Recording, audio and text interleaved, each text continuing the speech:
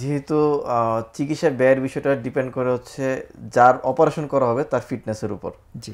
হ্যাঁ, সেখানে যদি রুগী টোটালি ফিট থাকে সেক্ষেত্রে খরচটা তারপর ডিপেন্ড করবে আপনি কোন সেন্টারে করছেন, কোন এলাকায় করছেন।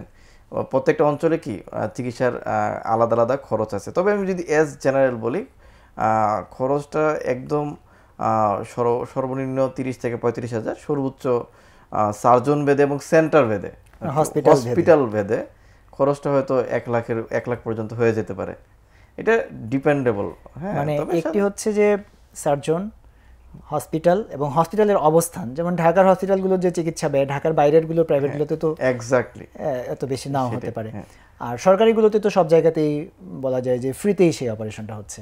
আশা করি দর্শকেরা আশান্বিত হবেন। পিত্তথলির পাথর যদি কারো হয় সেটার অপসারণের জন্য আতঙ্কিত না হয়ে আপনার সাধ্যমতো নিকটস্থ সার্জারির ডাক্তারের সঙ্গে, আপনি সার্জনের সঙ্গে যোগাযোগ করলে আপনার জন্য যেটা ভালো পদ্ধতি, আপনার নিরাপদ যেটা হয়, আশা করি আপনি সঠিক চিকিৎসাটি পেয়ে যাবেন ইনশাআল্লাহ।